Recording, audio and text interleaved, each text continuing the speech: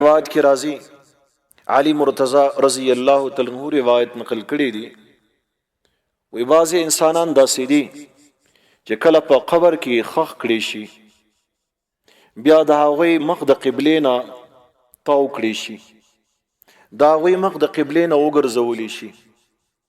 که د هغې عزیزان قریبان هر څومره کوشش وکړي چې د هغې مخ قبلې طرف ته تاو کړي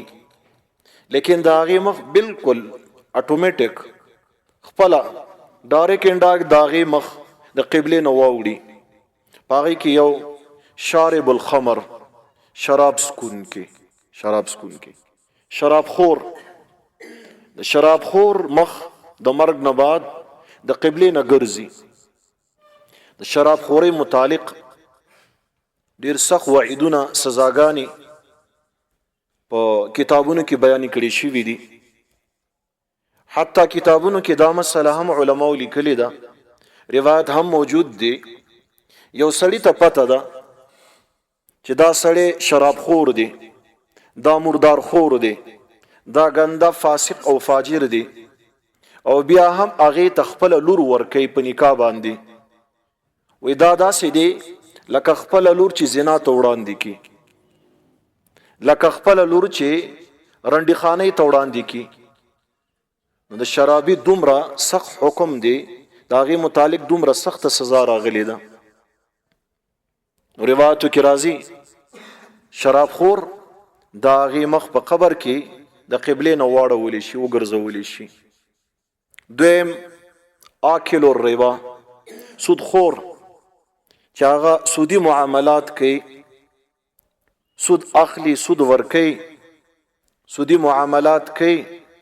د دغه انسان مخ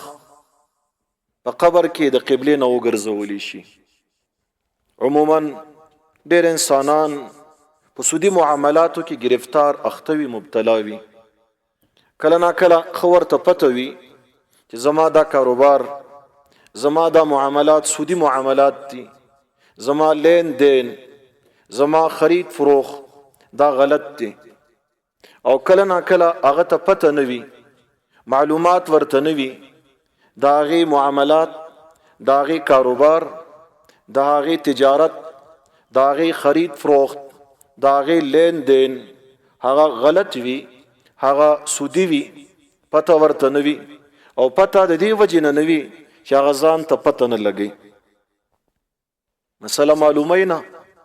سر نه خلاصوي د علماو نه د خپل کاروبار تجارت متعلق صحیح تفصیل نه معلوموي دا دواړه ګناهګار دي دغه دواړو کاروباریانو دغه دواړو انسانانو د مرګ نه بعد چې کله قبر کې دفن کړي شي د مخ به د قبلې نه وګرځولی شي ان بیا هلته دا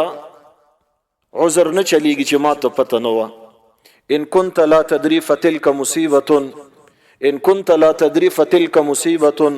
وان كنت تدري فالمصیبة اعظم که نه پوهېږي دا مصیبت دی او که پوهېږي او دې باوجود بیا سود اخلي سود ورکې په غلط طریقې باندې کاروبار کې دا غټ مصیبت دی په دواړو صورتونو کې دغه انسان چې کله په قبر کې دفن کړي شي د مخ به د قبلې نه وګرځولی شي د قبلې نه به تاو کړي شي بل هغه انسان دی چې هغه د دروغو ګواهي ورکوي دروغو ګواهي په غلط طریقه باندې د خپل عزیز قریب طرفداري کوي د هغې په حق کې بیان ورکوي د هغې متعلق ښه ورته پته ده چې دا په غلطه باندې دی د په دغه ځمکه باندې جیداد باندې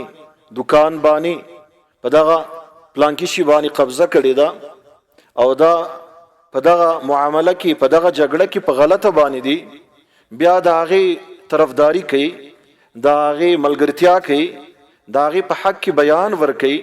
دغه انسان چې وفات شي په قبر کې بیا د مخ د قبلې نه ګرځولی کېږي مخې د قبلې نه واوړي دروغ ګواهي ورکوي بل هغه انسان دی چې هغه تجارت کې کاروبار کې د مختلفو شیانو کاروبار کې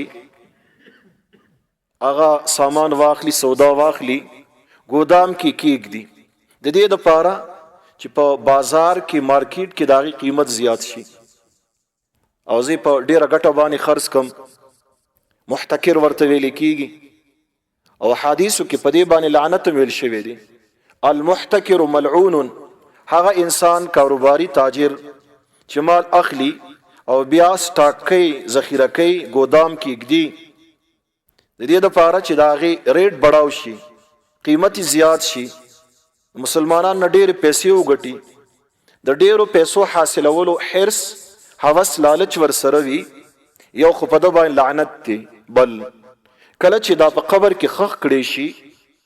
بیا د قبلې نه د مخ وګرځولی شي د قبلې نه د مخ تاو کړی شي او بل علي مرتضی فرمایي تارک الجماعت کم انسان چې مسجد ته نه راځي بلا عذر اس ضرورت مجبوری نشته دی په جام باندې مونځ نه کوي مسجد ته نه راځي کله چې دا انسان مړ شي په قبر کې دفن کړی شي بیا د مخ هم د قبلې نه تاویږي